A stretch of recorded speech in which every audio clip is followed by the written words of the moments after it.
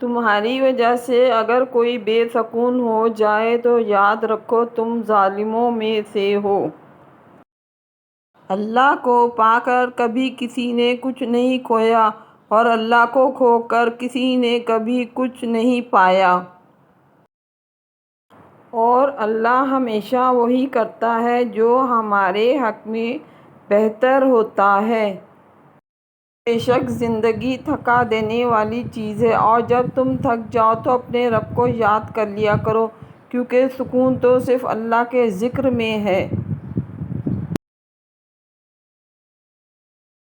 جس کے لیے اللہ کافی ہو جائے اسے دوسرے سہاروں کی ضرورت نہیں رہتی۔ پریشانیاں بڑھ جائیں تو خدا کے سامنے رو لیا کرو، بے شک وہ 70 ماؤں سے زیادہ پیار کرنے والا ہے۔ نماز کو محبت سمجھ کے ادا کرو گے تو اللہ پاک اگلی نماز کے لیے تمہیں خود کھڑا کر دے گا۔